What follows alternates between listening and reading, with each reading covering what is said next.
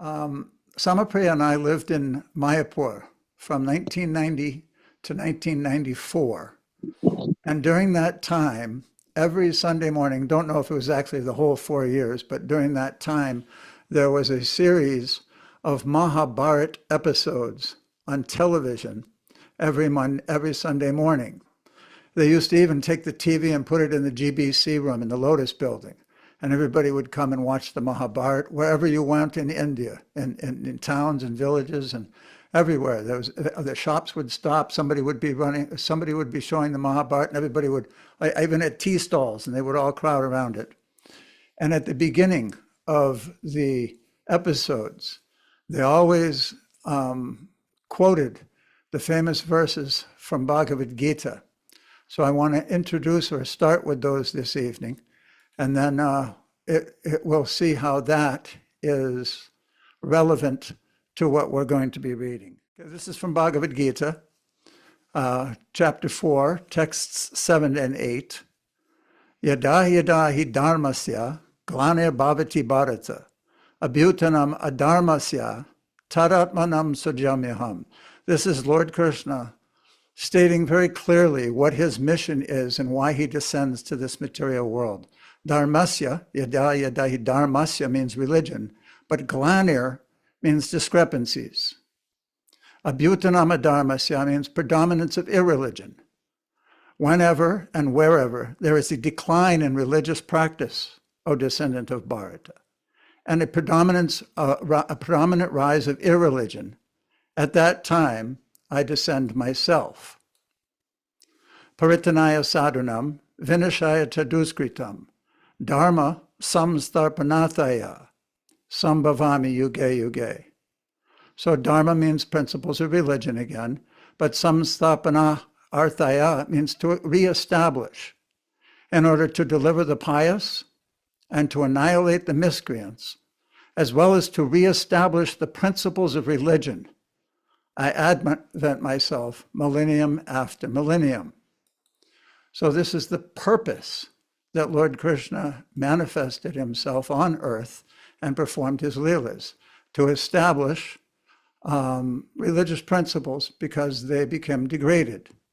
So now, in the beginning of our study of the Rasa Leela, you may remember that Vishwanath Chakravarti Thakur called this pastime the crest jewel, the prize jewel in the treasury of Lord Krishna's pastimes. Of all the pastimes, this pastime is the most multifaceted and beautiful. And we talked about that example of a jewel in the middle of an arena where different people view it from different angles of vision and see the same jewel, but see it a little bit differently. So let us now enter into the texts at the end of the Rasa Leela and see how Maharaj Parikshit digested this pastime or witnessed it.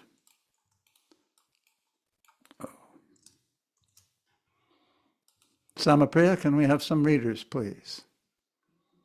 You have to unmute. Your face is still there, Pats. You might want to cut that out because you're in front of the text. Okay, hold on. Okay, we'll start with the Acharya today. Nice to see everybody here in this freezing cold day. Freezing cold is all relative, Is right? that better? Yes, that's perfect. Okay. Thank you. Okay. Didn't Prabhupada say about the Shiva Jwar and Narayan Jwar that excessive heat you can tolerate, but when there's excessive cold, everything, I forget his exact words, everything Narayan breaks Jwar. down Nobody and can. collapses. Of course, it's not that excessive, but for us Floridians, it seems It's all pretty relative. excessive. It's all relative. Why don't you start today? Okay, thank you.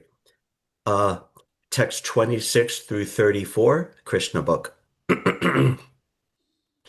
In order to clear up further misconceptions about the Rasa dance and the affairs of Krishna and the gopis, Maharaj Parikshit, the hearer of Srimad Bhagavatam, told Shukadev Goswami, Krishna appeared on the earth to establish the regulative principles of religion and to curb the predominance of irreligion. But the behavior of Krishna and the gopis might encourage irreligious principles in the material world. I am simply surprised that he would act in such a way, enjoying the company of others' wives in the dead of night.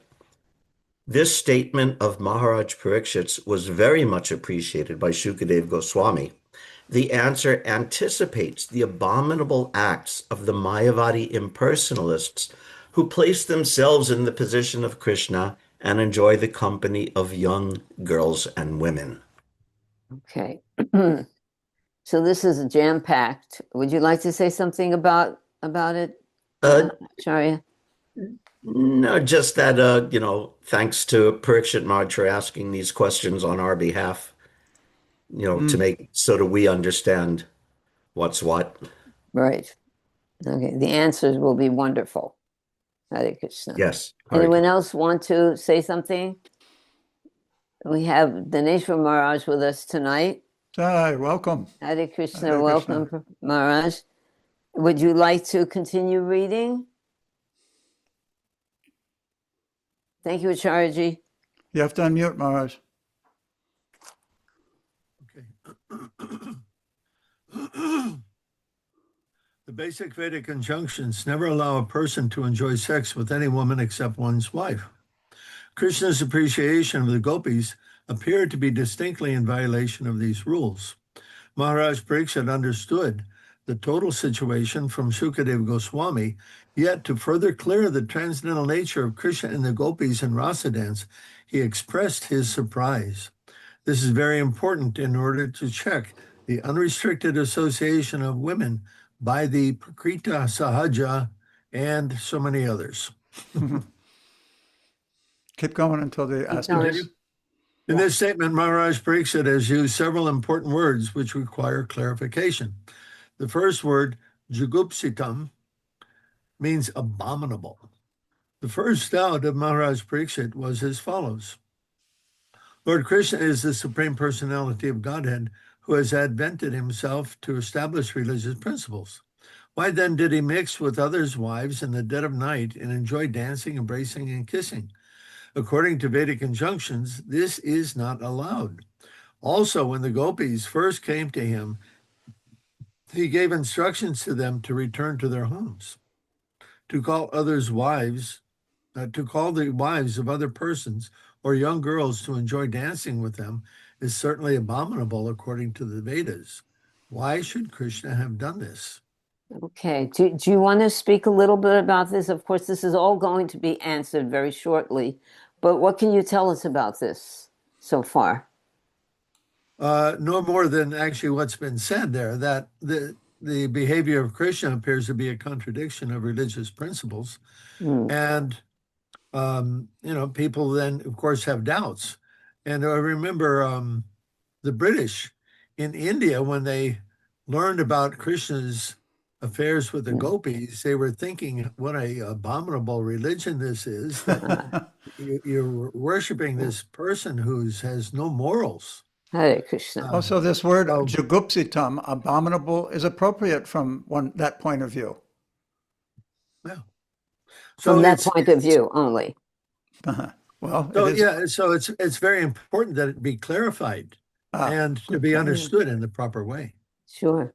Bhushra? Yeah, so Thank you, Maharaj. why just the rasa dance? I mean, Krishna did so many things in the battlefield of Kurukshetra that were considered to be wrong or abominable.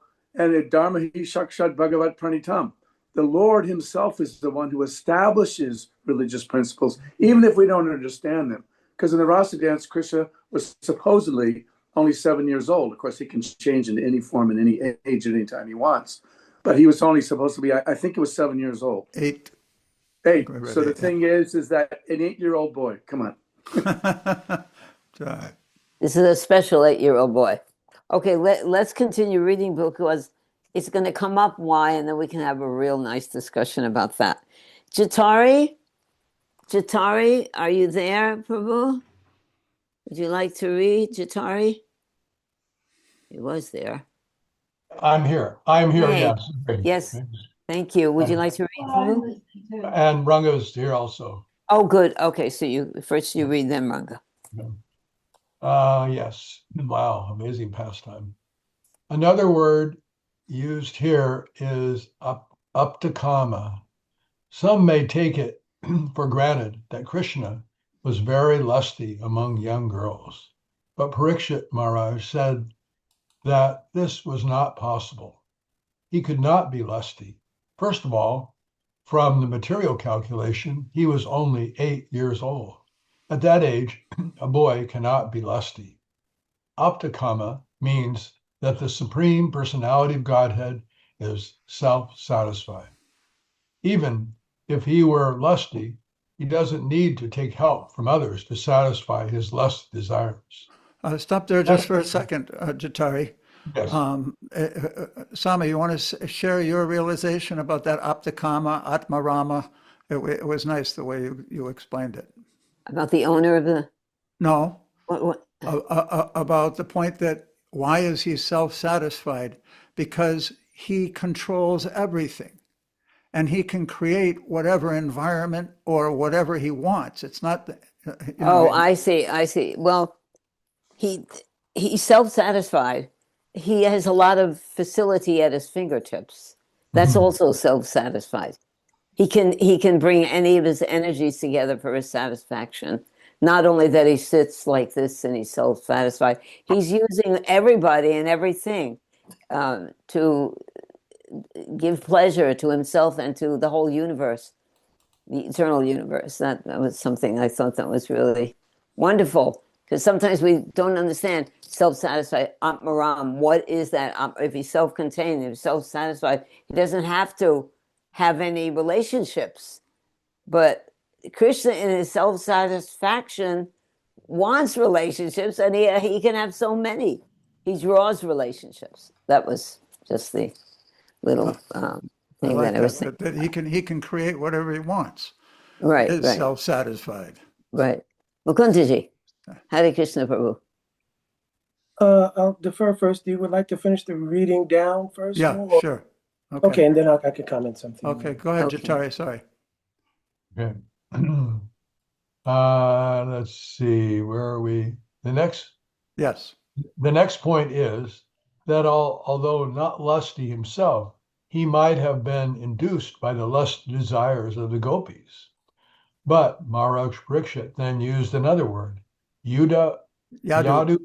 Yadupati, which indicates that Krishna is the most exalted personality in the dynasty of the Yadus. The kings in the dynasty of Yadu were considered to be the most pious, and their descendants were also like that. Having taken birth in that family, how could Krishna have been induced even by the gopis? It is concluded, therefore, that it was not possible for Krishna to do anything abominable. But Maharaj Parikshit was in doubt as to why Krishna acted in that way. What was the real purpose? Okay. Not to give the answer to that, I'm holding my tongue. But let's hear, Jatari, you think about what you read, and then you can speak about it if you'd like to. And Mukunda, would you like to say what you wanted to, Prabhu? I'm all right. Let him speak. No, Okay. no, Prabhuji, you're more All senior. right, go. Okay, Mukunda, you speak first then. So there is a verse written in Shastra that describes what is Krishna's Atmaramata. It's written in the Skanda Purana, and it is Atmaramas Turadika Tasya Ramana Eva So Atmaramas Iti Prokta Muni Bi Guyavedi Bi. So it's saying all the Munis and all the Shastras, they confirm that the real meaning of Krishna's being Atmaram is that his own Shakti in the form of Radhika is always doing Ramana, giving pleasure in his heart. Right. The deities in Vrindavan of Sri Radharaman, Banka Bihari, and Sri Radha Vallabh are deities based on that principle. Therefore, though Radhika is present, they don't manifest a separate deity for her. I see. Wow. That's interesting. It also confirms that she giving him pleasure is greater than we can ever imagine, and all inclusive of all of us and all things. You know, it's not limited in any way that we can imagine with our small material minds. Jatari, you didn't want to say anything here, Prabhu? Yeah, well, just one thing, I was just thinking, if you compare it um, to having wealth, if somebody has a great deal of wealth, how how can how can people come along and say, well, accuse that person of thievery and cheating? Right, exactly. Good I mean, example. maybe if they came from a derelict family, but Maharaj or Shukadev Goswami explains that he's coming from the Yadu family, which is highly, highly, they're so exalted that there's not going to be funny business there. Good. So That's anyway, good. that's what I have to say. I think Good. I think it actually mentioned that because sometimes men become induced by women, and Maharaj Parikshit here, he was saying that having taken birth in that family, how could Krishna have been induced even by the gopis? It is concluded, therefore, that it was not possible for Krishna to do anything abominable. Just on that principle that you just brought up, Jatari. Yeah, Good one. that's nice. Thank you. Okay. Let's go on. Ranga, would you like to read? Thank you, Jatari, and thank you, Yeah, Mukunda, for that yeah, comment. she said she'll read. Yeah. Okay. Where am I reading? Another word Maharaj Parikshit used was, when he addressed, Another word Maharaj Parikshit used when he addressed Sukadeva Goswami is suvrata, which means to take a vow to enact pious activities. Sukadeva Goswami was an educated brahmachari, and under the circumstances it was not possible for him to indulge in sex. This is strictly prohibited for brahmacharis, and what to speak of a brahmachari like Sukadeva Goswami. But because the circumstances of the Rasa dance were very suspect, Maharaj Parikshit inquired for clarification from Sukadeva Goswami. Wow. Sukadeva, Go on. should I keep reading? no, No, just explain that one. Explain what you That- might think about that particular point and that Maharaj Parikshit is bringing out by using the word suvrata. And suspect, why? Yeah, I mean, this is a material activity, sex, not so much, the spiritual world. So they're not affected by it. They're not smitten. There you okay. They're not smitten. I mean, I am so anxious to say this one word, Ishvara, but we're not up to that yet, so I'm just going to wait. Another thing, another point. If you'll notice in this particular description from the Krishna book, when we read Vishwanath Chakrabarti Thakur's commentaries, he doesn't go as detailed into each one of the words and what they mean. So we've kind of broken it up into the paragraphs that describe those words. Suvrata means one who's a brahmachari. Suvrata means a superior, a very strong vrat or vow. Sukadeva Goswami was a Naishtika brahmachari. So by using the word amongst all the people that were there during Maharaj Parikshit's preparing for departure, Sukadeva Goswami, a Naishtika brahmachari, is sitting there speaking about Krishna enjoying with women who weren't his wives and talking about conjugal dalliances with them. So when Maharaj Parikshit uses the word suvrata, glorifying Sukadev as a Naishtika brahmachari who would have nothing to do with sex, completely detached from it, he's indicating and asking Sukadev to please explain why you, a brahmachari, are speaking about this. And also sublimely indicating that you would never do that. There must be a spiritual reason for this. Wow. Of course, Okay. it seems to me just in general that people complain about Krishna's immorality with the gopis. I just wonder how much they understand about Krishna, what they actually believe about him. They don't understand Krishna. He is the Ishvara. Yeah, And that's the main point, right? they don't accept it. So it's like, they don't accept the basic principle. that Krishna is Ishvara. He can do whatever, whenever, with whoever, how Yes. often. That, It that's absolutely what, makes no that's sense. because we're hearing from the right source, Yeah, right? exactly. I go like the example Daneshwari Maharaj gave, that the British, when they first came to India, they're hearing the local people. They're not studying the Vedas. They're not hearing from a guru and learning the science of bhakti. They're hearing about Krishna's pastimes. That's why you can't do it casually, because it will be misunderstood. Perfect example. Yeah, I mean, it is very tricky. Mm. So Very you tricky. have to have a bona fide source, or you will completely be lost from the beginning throughout all of it. Good. True. Thank you. Bahushra, did you want to say something? Yeah, it also, the way Krishna is acting, it's just that he's acting in such a way that here I am, I'm God. Can you understand me? Can you enter into my Yes, he mystery? is. You know, and he just slams it on. Oh, here, I look like I'm a debauchee. Can you understand it? You know, I mean, from different angles he comes and says, well, I'm just a chariot driver, but I'm going to really mess things up, you know, for the other side. So can you understand me? You think I'm God?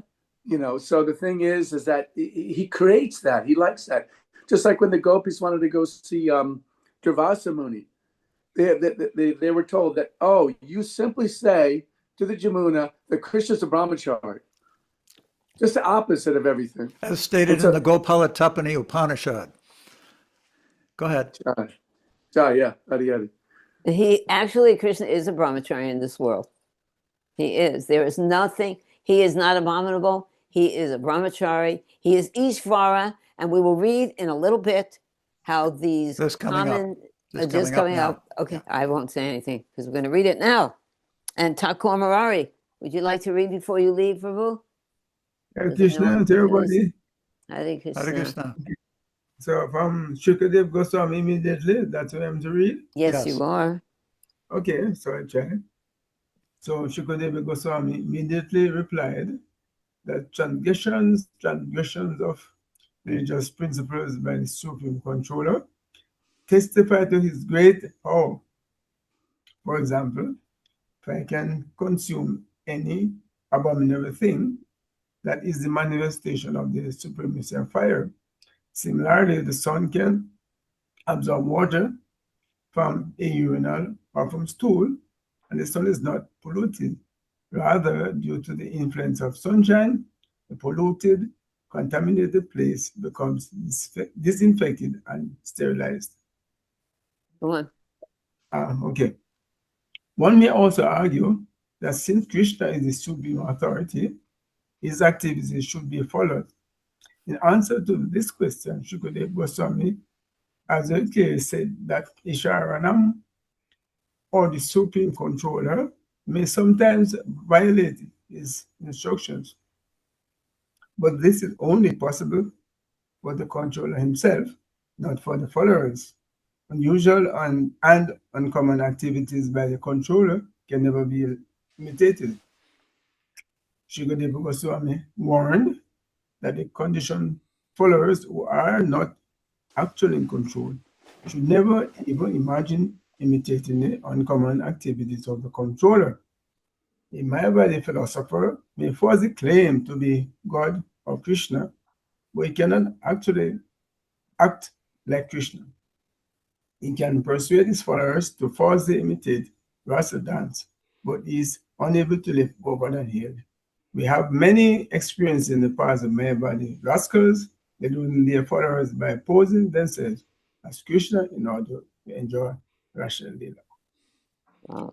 The next paragraph, Sam, is along those same lines, but I just thought that we should change readers to give everybody a chance. Yeah, we'll change readers. Do you want to wait for a discussion, in other words? Yeah. But I just wanted to point out that what Ranga was saying is confirmed in this section also about Ishvara. Maharaj, did you want to say something? I just had a question. Where are we reading from? We're This reading is- from Krishna book. Oh, Krishna book. Okay. And then what we're doing, the way we're studying this is I went through the Krishna book and took out all the sections of a theme, and then found the corresponding texts from the Srimad Bhagavatam as commented on by Vishwanath Chakrabarti Thakur, the same section. So first we read Krishna book, then we'll read Vishwanath Chakrabarti Thakur's comments on those same verses. Sarata Darshini. Okay. Also, Okay. Bahushra made this point, and it was described in the verse itself, if you remember, during the Rasa Lila, that Krishna acted like an intoxicated elephant with his female elephants. So if you consider in the jungle, in the forest, the elephant goes in with many different female elephants. There's no one capable of stopping him or hindering his enjoyment. He's an elephant. So it was a perfect metaphor or analogy to describe how this person is the supreme powerful, and he can do whatever he wants, just like you were saying, Bahushra. But do you understand me? Do you understand what's going on here? He's 8 years old. It looks completely contradictory. Since we are discussing this a little, Thakur Murari, would you like to say something about this, Prabhu? Pati, you want to bring it up? Yeah, so quickly, the sense that it is established here, and we are reminded that the person would want to follow or imitate whatever, like you said in Gita, that whatever a great personality does, common people follow. So it is, yes, it's reminded here that Mayavad those persons try to Imitate. try to imitate, right? Yes, imitate are important, yes, because to imitate that which you're not aware of, the inner essence of it is dangerous. So that's my point before I go. Yeah, imitate. Right, important, yes. Yeah. So We can't imitate these activities. We So can't. see you all on Saturday. Hare Krishna. Okay, Hare Krishna, thank Prabhu. you. Prabhu. Hare Krishna, Prabhu. Also in Vrindavan, they have the Gopi Gurus. What? They're called Gopi Gurus. What's a gopi guru? They'll dress up, Oh, yes. dress up like gopis and everything, and All right. Well, here we are not in Evil. Vrindavan. No. Okay. Okay. Let's go on and continue this theme. Is this where we start, Pati? In many Yes. instances, Mukundaji, would you like to read? You want to maybe come down a little? Oh, in many, I can only Yeah. see where it says. Okay, I can't. That's it. In many instances, they were checked by the government, arrested, and punished. In Orisha, Thakur Bhaktivinoda also punished a so-called incarnation of Vishnu who was imitating the Ras Lila with young girls. This was Bhikshika Shane. Yeah. There were many complaints against him at that time. Bhaktivinoda Thakur was the magistrate, and the government deputed him to deal with that rascal, and he punished him very severely. The Ras Lila dance cannot be imitated by anyone. Shukdev Goswami warns that one should not even think of imitating it. He specifically mentions that if, out of foolishness, one tries to imitate Krishna's Ras dance, he will be killed, just like a person who wants to imitate Lord Shiva drinking of the ocean of poison. Lord Shiva drank an ocean of poison and kept it within his throat. The poison made his throat turn blue, and therefore Lord Shiva is called Nilakant. But any ordinary person who tries to imitate Lord Shiva by drinking poison or by smoking ganja, he is sure to be vanquished and will die within a very short time. Lord Krishna's dealings with the gopis was under special circumstances. And what are those special circumstances? Do you know? Why? Oh, they're his own Shakti. Okay, that's All the pretty gopis are simple. his own, And he is Ishvara, and he's Ishvara. and the rules don't apply to him. I found it interesting because you like Bhaktivinoda Thakur. You talk about his writings a lot. Any further historical descriptions from that pastime with Big Shikishena? Yeah, Vishikishain, he was a great yogi actually, and he had a lot of Shakti. All the Shakti was kept in his jat, in his dreadlocks. And he had many people there in the local villages of Orissa very captivated by his power. So he was actually being very abusive to young girls. He would call them in the middle of the night, and people were afraid to confront him. But Srila Bhaktivinoda Thakur confronted him and actually had him arrested. And so he told Bhaktivinoda Thakur that his family would actually die, and that he himself would die, that if he did not release him. And even Bhagavati Devi, the wife of Bhaktivinoda Thakur, became a little worried because Bhaktivinoda Thakur became sick actually at that time. But Bhaktivinoda Thakur said, even if I will die, then this rascal who's imitating Krishna will be checked. So then once he went and he had them cut off the hair of that Vishakashayan, and of course, then he lost all of his, quote, Shakti and simply, withered up and died. I think he died in prison. He died in jail, exactly. Yeah. And all the people, then realized that they had been duped, of course, He wasn't Mahavishnu, huh? Yeah, like the Pundraka of Krishna Lila. Good. So, and that other thing is called Sakiveki. Those who dress like the Sakiveki. gopis, Bhaktivinoda Thakur identified them as one of the 13 Upper Sampradayas. Yeah, and they dance in Puri. We see the Sakiveki during Rath Yatra.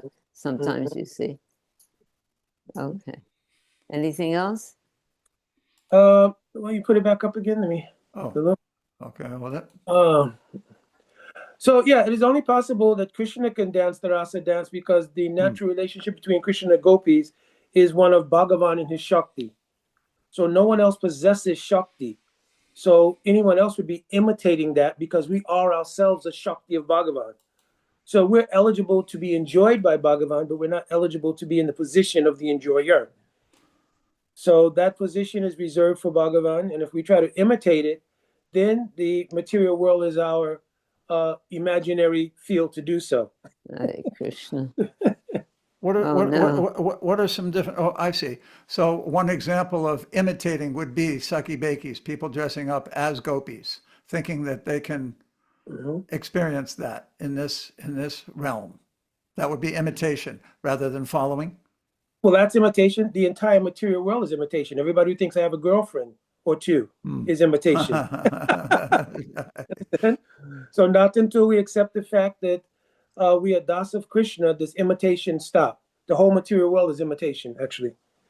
Because because in the material world, Prakriti Kriyamanani Gunai Kamani Savsha Ahankara Vimurata Kartamiti Manjit. If I think I'm the doer and the cause of things, the next logical conclusion is I'm the enjoyer. And that position, Bhoktaram Tapasham, belongs to Krishna only. So everybody is imitating.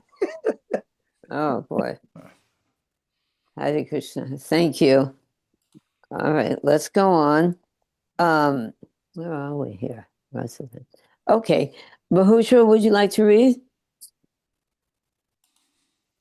Okay. In the studies of the Vedas. No, most of the gopis in their previous lives. Oh, yeah, now I can read it. Okay, most of the gopis in their previous lives were great sages, expert in the study of the Vedas.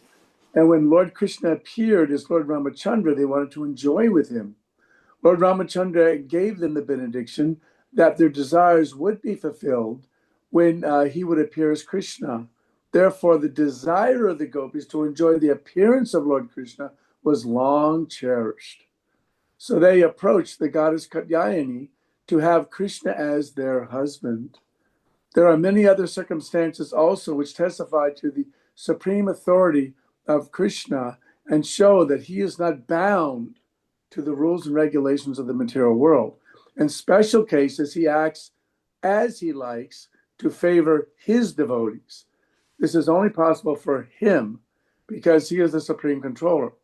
People in general should follow the instructions of Lord Krishna as given in the Bhagavad Gita and should not even imagine imitating Lord Krishna in the rasa dance. Krishna's lifting of Govardhan Hill, his killing great demons like Putana and others, are all obviously extraordinary activities. Sumi the rasa dance is also an uncommon activity and cannot be imitated by any ordinary man. An ordinary person engaged in his occupational duty like Arjuna should execute his duty for the satisfaction of Krishna. That is within his power. Arjuna was a fighter, and Krishna wanted him to fight for his satisfaction.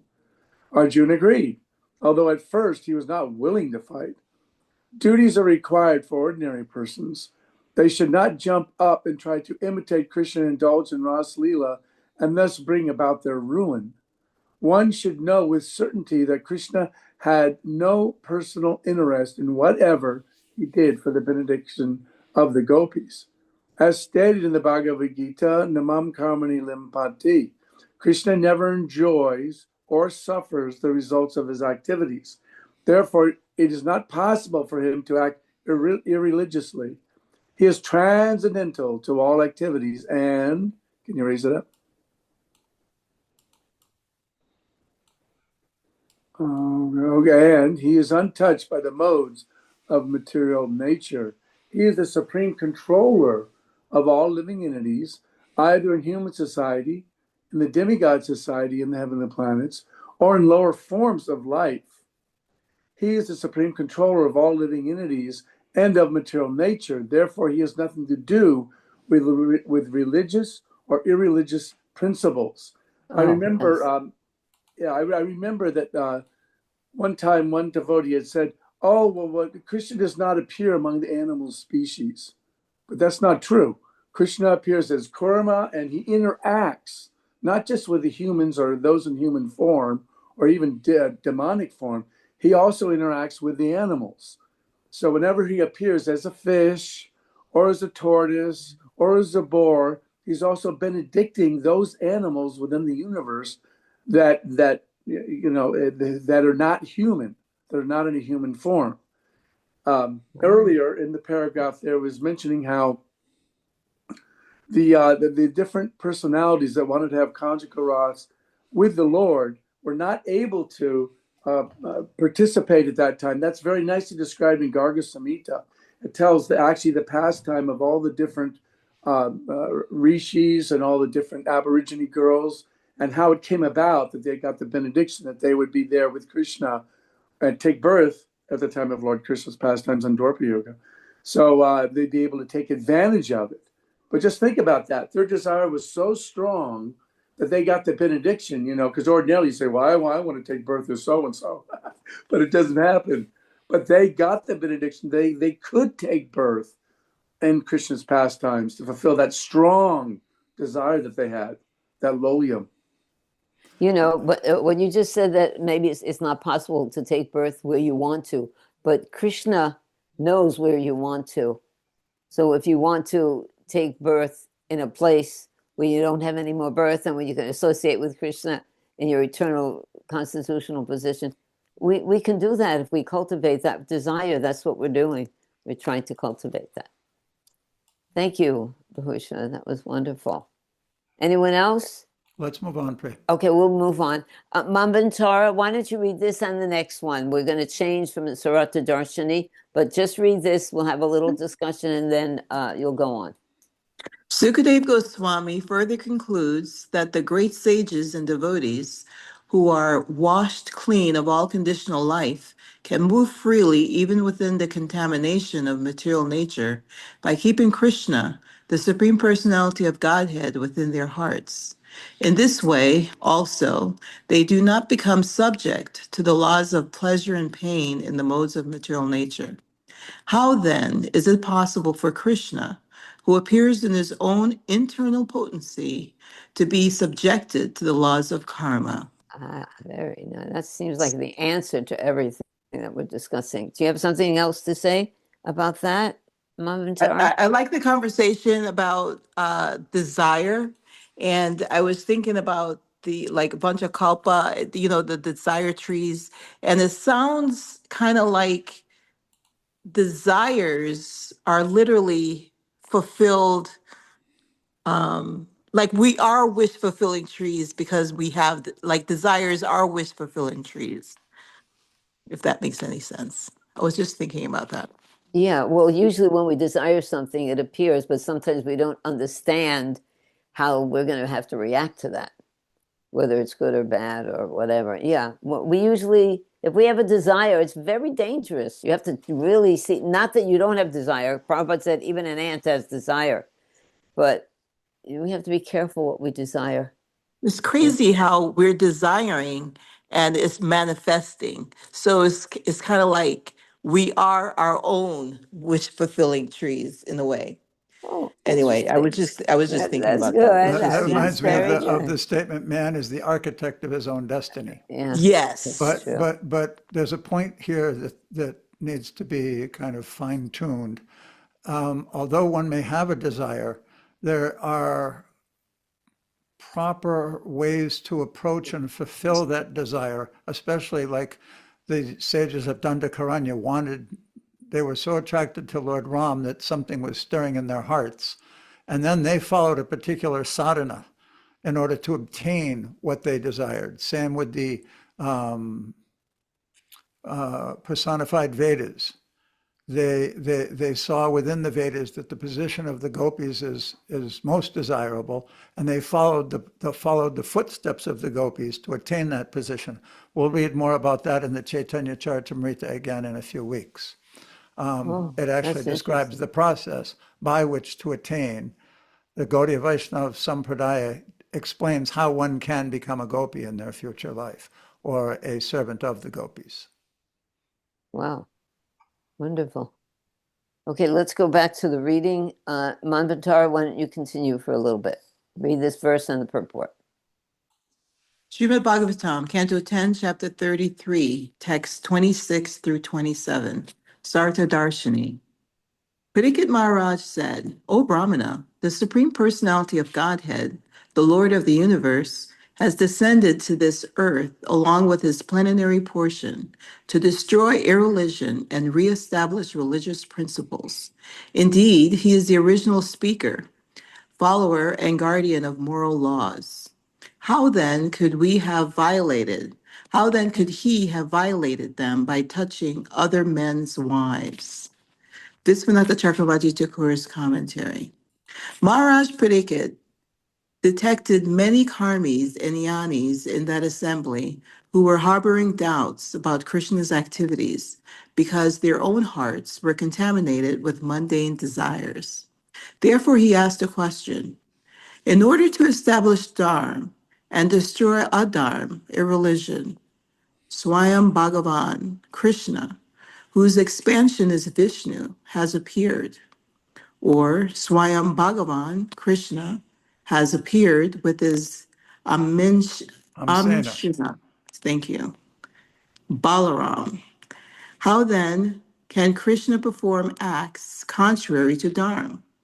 If you say that Krishna can act contrary to Dharma because he is the independent Lord Isvara, then he should also accept the sinful reaction, just as he sometimes gets cursed and accepts the results. That's confusing. That is confusing. But Okay. it's just, you know Krishna is God and he's not liable to some of these statements. But I'm wondering where Parikshit is going with that inquiry. Can someone explain that? Patsy, do you want to take that? Explain that? Well, Okay. just like when Lord Shiva drank the poison, he got a blue throat. In other words, there was some reaction to what he did. It didn't kill him or anything. But go ahead, Mukunda. Looks like you got something. No, also when Gandhari, after the Mahabharata war, she was Another very example. affected, yeah, that she knew that Krishna ultimately was the cause behind everything. And she cursed also that his dynasty would also be killed, the Yadu dynasty. So he accepted it because it was also something he wanted to happen, because the Yadu dynasty was composed of demigods, and he wanted to send them back to their places in many cases and so forth. So he accepted that curse. So he's speaking like that. You know, he always has a reason to accept the curse. It's not that he's subject to suffer, but there is a higher reason to accept the curse. And actually, he was happy when we read the Mahabharata. He was happy that It solved solved the problem. Yeah. Problem solved. There's another point here. In the verse itself, it said he has descended to earth along with his plenary portion. And Vishwanath Chakravarti Thakur in this particular purport explains this might mean this or that. It says that in order to establish dharma and destroy adharma, Swayam Bhagavan Krishna, whose expansion is Vishnu, has appeared. Or another way to interpret this plenary portion is that he has appeared along with his Sena, Balaram, which is also his plenary portion. So we'll see that Dhaneshwar just kind of pointing that out. That what we're doing now is going back to the beginning of the chapters of the same verses 26 that was up there in Krishna book was 26 through 34 we just read. So now we're back to 26. Okay. Pushkar, would you like to read? And can you hear me? Yes. Yes, perfectly. Well, let's see if I can. I'm on the phone, so okay, here I see it. All right. It says text 26. 28. 28, I mean, okay. Oh, faithful upholder of vows, please destroy our doubt by explaining to us what purpose the self-satisfied Lord of the Yadus has in mind when he behaves so contemptibly. Vishwanath. King Parikshit continues his inquiry. If you argue that for the Supreme Lord there is no adharma, a religion, then why would he perform such abominable act? One cannot answer that he does so to fulfill his desire because his desires are already fulfilled, apta karma. Okay, Sukadev replied, but in this avatar, Krishna must do these condemned activities. Parikshit, then how could Krishna be the head of the Yadus who follow the highest dharma? This is not only our doubt, but the doubt of many people. Sri Krishna is apta karma and apta rama, yet he enjoyed enthusiastically with the gopis who were the very form of prema and bliss. This is a very deep concept. So naturally people will have doubts. You yourself are totally committed to proper conduct. Still, you have become fully absorbed in Krishna's pastimes, portraying such condemned behavior. This too creates another doubt. Okay, so he's talking to Sukadev. Why don't you tell us about that, Pushkar, about Krishna and Sukadev? These are two really major important points in the section. Yeah. Well, should I read another verse? No, you should stay with this. This is the one where he called him Suvrata. He's saying, I'll just read it because you're on the phone. Upholder of vows, remember we read about Suvrata. Please destroy our doubt by explaining to us what purpose the self-satisfied Lord of the Yadus had in mind when he behaved so contemptibly. Well, the answer is going to come up, so I don't feel like I should explain it when it's going to come up, right? Okay. Yes. Well, maybe you can just talk about for a second. See if you can mine the concept that Maharaj Parikshit is asking a question based on those points of view. You're a brahmachari. You've taken the vow. He's the Lord of the Yadus, and he's coming from there. Also, at the end, it was really good. He said, it's a very deep concept, so naturally people will have doubts. Yeah, so the doubts are like demons. They have to be slain. So nice. Just like it says in the Gita, though the guru, there's a list actually of a gradation of various brahmanas in this given in second canto, I believe, and or at least in the purport. And and in parts of the Bhagavatam. So the highest Brahmana, there's different gradations, and the one who can destroy all doubts is like Prabhupada, he could destroy. And what is the doubt here? What is the doubt here, though? The doubt specifically talk about the doubt here. Well, we've been discussing this doubt that why is Krishna doing this, and so this is his mission to enjoy. He's the Ishvara. He is the Ishvara. Yeah, well, that's the answer. But according to what we first read in your first two Paritanaya and Sadhanam, it could be a doubt because he only came to destroy demons, but he also came to enliven the devotees, right? That one verse, but that's why we have two parts to the verse, Paritanaya Sadhanam, to uphold the devotees, and the highest devotees, they are now appearing with Krishna to enjoy it. So this is to show that Krishna can do that, and he does do that, and this is the Prayojana Tattva Beautiful. to be shown. Wonderful. It must be shown. Now, Prabhupada several times mentioned that Chaitanya Mahaprabhu appears to show it. Krishna didn't. He did it, but he didn't really show people others. He just enjoyed. There were, of course, the various types of gopis, but in Mahaprabhu's pastimes, he actually performs this Odarya Tattva mood, and he shows as a devotee how, and he reaches the highest limit described by Sanatana Goswami in the Bhagavatamrita, and so many places that Chaitanya was showing this, or else you don't hear about this, and even this stage of No, Krishna didn't reveal it, did he? No, It wasn't he actually did it. revealed. He did it. That's all Prabhupada said. Right. He did it, but he didn't show how you He can didn't do it. explain it. He didn't explain. What about Sukadev?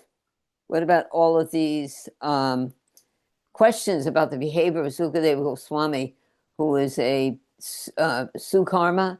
Suvrata. Suvrata. Yeah. Suvrata.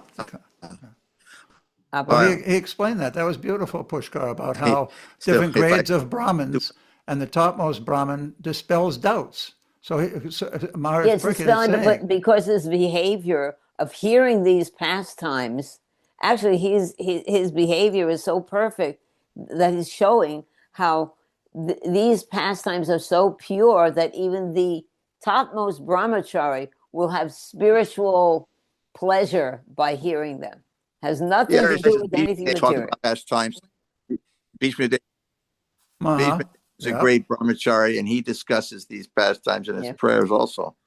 Nice. Yeah, it's the show. Even very intimate things, how the gopis, Krita Vatja, Krita, they got the verse, Tribhuvana Kamanam, Tamalavarnam, Ravi, the 2 or 3 verses there, he describes the gopis that they're so ecstatic, they're imitating the pastimes of Krishna. He was aware of it, although he Yes. wasn't entering into it. But he was a brahmachari, but he was he knew all about it. So that's, that example is given of Bhishma Dev besides Sukadev. Yeah, this is proof. This And- is actually proof that these topics are completely spiritual because they don't touch a brahmachari. They're completely spiritual and spiritually enlivening. And Lord Chaitanya and his followers, Lord Chaitanya, women didn't generally go within 15, 20, 50 feet even. And, but even he said that only Ramananda Roy could, when Pradyumna Mishra came from discussing or understanding that Ramananda Roy was massaging and teaching and bathing these young girls who were dancing before Jagannath, he mentioned it to Chaitanya Mahaprabhu. So, and then Mahaprabhu said, even I become disturbed if I hear even the name, or I see a wooden form of a woman. Only Ramananda Roy, he's the only one who can actually be that advanced. Right. Him and Sukadev. Hare Krishna. Why don't you read this, text 29. And Mukunda has something, but we'll wait until after this. What was that? Pati, unmute. Unmute. Pushkar just read. I know, but he's So going to who read the is- next one. Everyone's read. Oh, Faye has to read. So Also, Sudha Sindhu is here. she's not going to read. Oh, okay. Pushkar, read the next one, please, Prabhu. All right, is it flashing up there somewhere?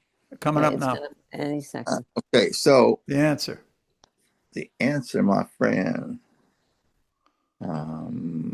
Sukadev Goswami said, the status of powerful, now this is the famous Tejasya Nadoshaya Vahanir, like if one is the very powerful, one should not imitate it. Okay, read this. Very important verse, actually. Yes.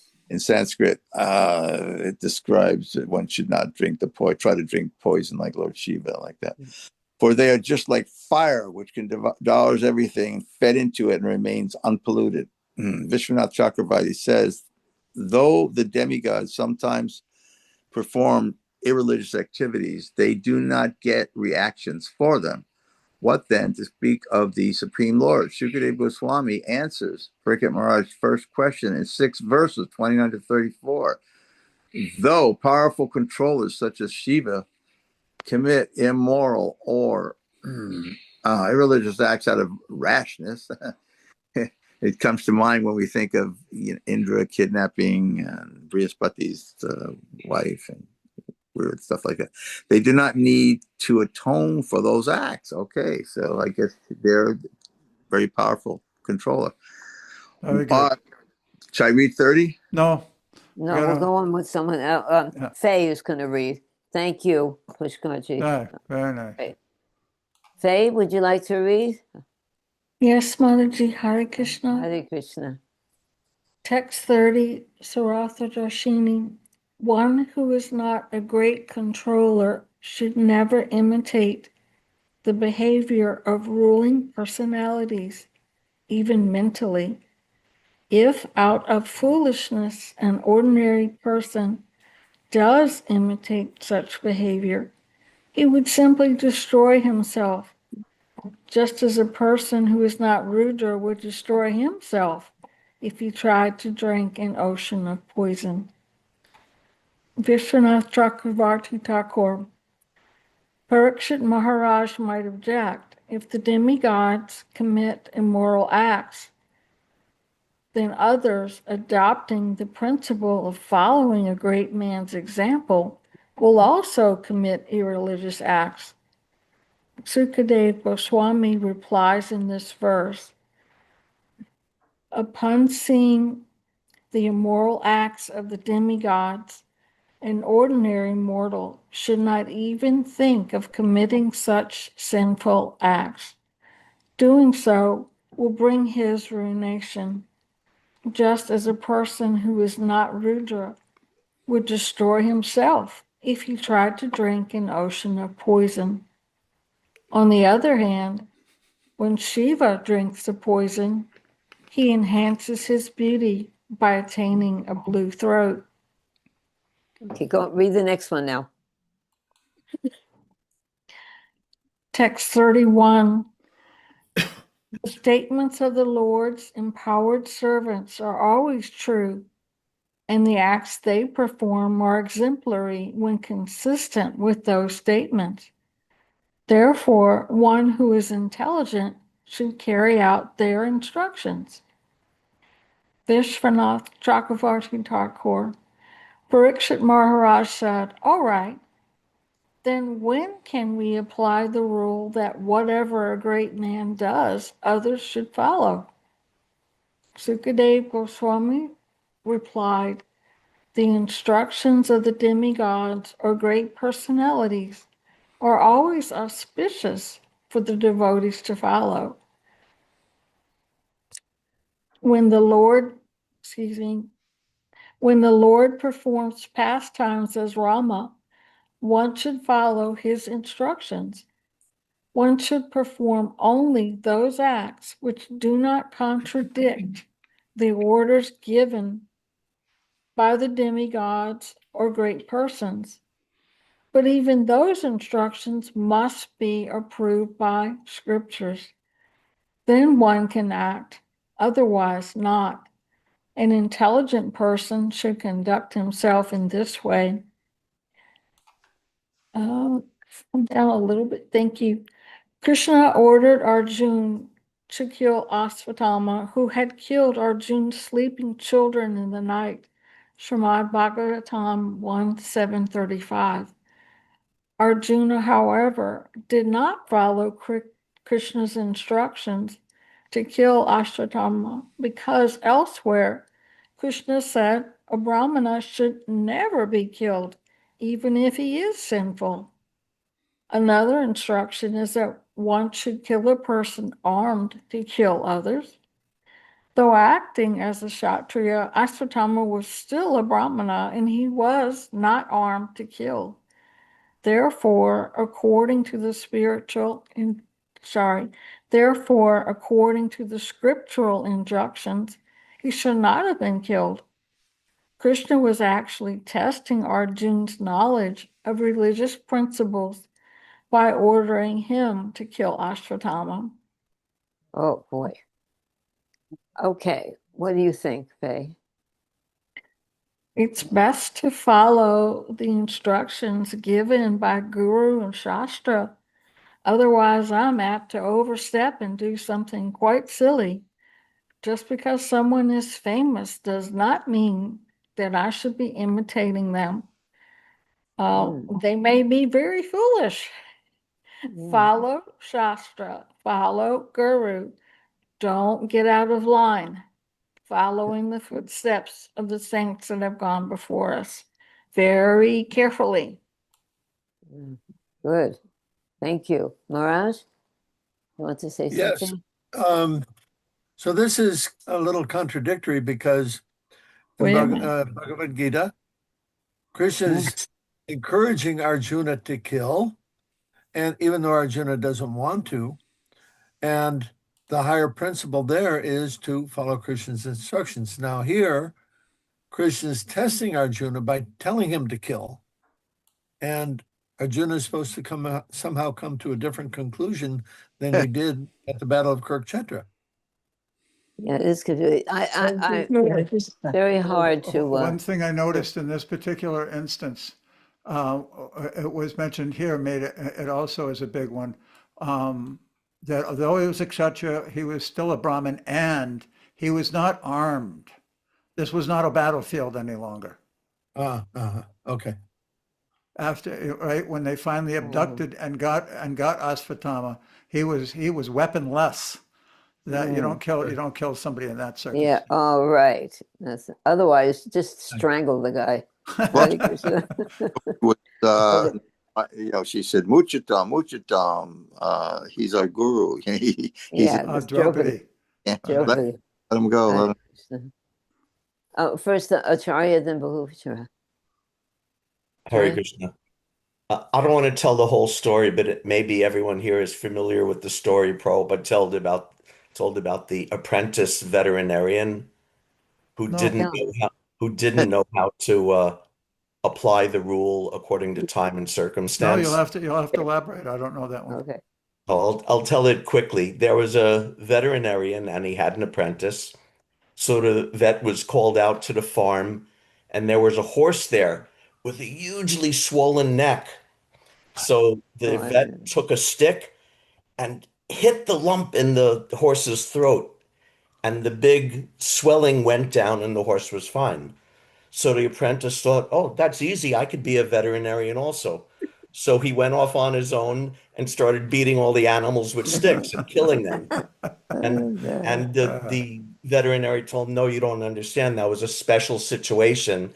The horse had swallowed a watermelon and it was stuck in his throat. So I had to break it so that it could go down. Nice. So Prabhupada would sometimes say it takes a little intelligence, when, like Arjuna, when to kill, when it's proper, like at the Battle of Kurukshetra, when maybe there are other considerations, like with Ashwatthama. So everything takes a little intelligence, little judgment. Brahmananda, old friend, he told us one time that Prabhupada said that Krishna consciousness is 90% common sense. Hare Krishna. Let's read that one verse again here, Okay. just because we tied the bow nicely. The statements of the Lord's empowered servants are always true, and the acts they perform are exemplary when consistent with those statements. Therefore, one who is intelligent should carry out their instructions. So it's not just black and white. There's also circumstances, as we've discussed, where there are gray areas. Let's move on, Priya. Okay. Maharaj, would you like to read a couple of these verses? Text 32. My dear Prabhu, when these great persons who are free from false ego act piously in this world, they have no selfish motives to fulfill. And even when they act in apparent contradiction to the laws of piety, they are not subject to sinful reactions. Text 33. How then could the Lord of all created beings, animals, men, and demigods, have any connection with piety and impiety that affect his subject creatures? Vishwanath Chakravarti. Shukadeva Goswami said, as the demigods cannot be blamed if they transgress dharma, then what to speak of Krishna? Oh, boy. Acharya, why don't you finish up first? And then we'll have a discussion. Thank you, Maharaj. Text 34, Sarartha Darshini. Material activities never entangle the devotees of the Supreme Lord who are fully satisfied by serving the dust of his lotus feet. Nor do material activities entangle those intelligent sages who have freed themselves from the bondage of all fruitive reactions by the power of yoga. So how could there be any question of bondage for the Lord himself, who assumes his transcendental forms according to his own sweet will? Vishwanath Chakravarti Thakur. Shukadev Goswami said, even the devotees of the Lord are not bound by religion or irreligion.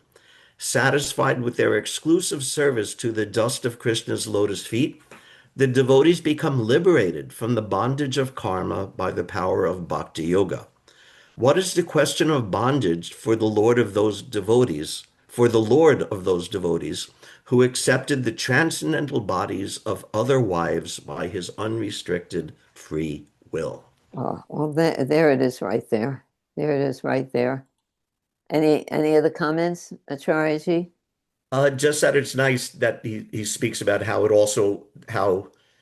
what applies to the Lord, how it also applies to the devotees, if not exactly the same way, but in the sense that the devotees are also transcendental to, material, Yeah. to karma through bhakti yoga. So what to speak of the Lord of the devotees, how much more free of any of those kind of reactions or mundane considerations must he be? So also we have to learn how to drop the karma, drop the material world so that there will not be a reaction to it. Just drop it and pay attention to the real thing. Like Faye was saying, pay attention to this real thing.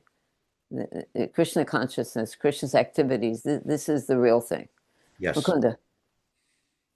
Yeah, also I remember we started out by reading in Srila Prabhupada's in the Krishna book that the reason that this discussion went on by Maharaj Parikshit and Shukadev was because there were so many varied people in the audience when Maharaj Parikshit was leaving.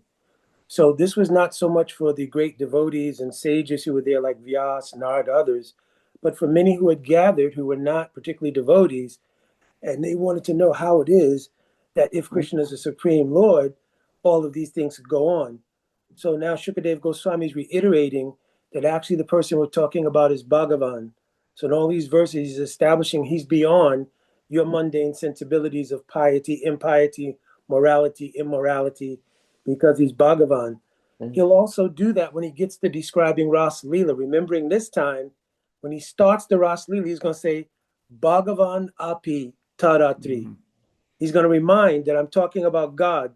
Yeah. So if you've forgotten that at this point, remember what I'm about to describe now is describing God. And just one other small note is regarding Lord Shiva swallowing the ocean of poison and becoming Nilakant.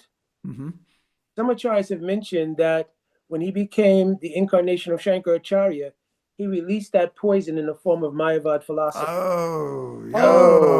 Yeah. It's mentioned in Chaitanya Charitamrita, Mayavali Bhasha Sunili Hoy. Thank you for that. That's good. That's a good one. Hare Krishna. I also thought it was really wonderful. Pushkar touched on this also with Bhishma Dev, that it's actually proof for the spiritual potency of these pastimes of Krishna that Sukadev Goswami, who is a brahmachari, a strict brahmachari, pure devotee, is on the complete transcendental platform discussing these things. It's kind of a proof that these things are not mundane. These topics about Krishna with the gopis. I thought that was far out. Anyone else have something to say? Come on. One more thing from someone. Bhushra? Earlier there was it was in the previous one. It just slipped out. I'm sorry, just slipped out of my mind. That happens. That happens. Oh wait. Upa. We got it back. Upa. Okay. The Upa Pandavas, in other words, the Pandava sons. This is an apparent contradiction between Bhagavatam and Mahabharata, because in the complete Mahabharata, the 12 volumes, Ganguli, it describes there how the sons of the Pandavas, they got up and actually fought with Aswatthama. They weren't slain in their sleep like it's described in Oh, Bhagavatam. Interesting. So it's a detail, but also it might be, That's a big one. the cultivate. I've heard of that. Cultivate. In other words, each Puran is according. Well, I think what it was, though, to kind of try and reconcile it, was that they were sleeping, and then they got up, got their weapons, and then fought. Wasn't Yeah, it? yeah. If I Yeah, remember it could be. correctly. Yeah. Right. But So when did Aswatthama kill them? At that when he time. fought with them, and then, in Yeah. other words, they were tired. Yeah. Oh, then you They weren't break. quite as Because alert I- as they should have I been. don't think so. Right, because I don't think Aswatthama so. was empowered by Lord Shiva to carry out that pastime, his revenge. So he was empowered. That's why nobody could defeat him at that time. Right. Okay. I have a question. Oh, Mishka, yeah. All right. So, like, if the king or any of his subordinates is upholding dharma and law, and somebody commits any crime, and of course you catch him, and he's not always armed, or he may be armed. But, you know, many times it's said they just cut his hands off or his head off. You don't say, "Oh, he wasn't armed." I mean, so it doesn't make really that much sense. You really make him unarmed. What? You Literally, really unarm him. cut off his All right. arm. Cut off his But we arm. can't punish this guy because we weren't in a war. I mean, it doesn't really hold up. I mean, you can explain that to anybody. Minor circumstance. Sama felt like that too before this meeting. She was saying, you know, this guy killed his children. He should have just killed them immediately. Krishna told him to kill him. Why didn't he? Yeah. Well, they also reconcile because they said that dishonor is worse than death. Oh, So they that's nice, yeah. dishonored him, so he would have to live in infamy Oh, forever and ever. For 2,000 years Wow. into Kali Yuga. Yeah. So that happened. That's over 3,000 years ago. He could be, you know, he's still running around. he could Aswatthama. be anybody. Anyway, I can ask Bahushir one thing. Like he mentioned, the different gopis' backstories are in the Garga. Samhita. Garga Samhita. Is that in one chapter, or are they spread around? It's like 2 or 3 each little chapter describes the different ones, you know, the rishis, the aborigine girls, Okay, which chapters though? I have Anyway, let me know. I'll text it to you. Okay, Prabhus. Jayo, to be continued. Thank you. Thank you all. Vanchakalpa Tarujascha Vivasandevisha Titanam Pavani Vyo Vaishnavi Jai All glories to Srila Prabhupada. Prabhupada.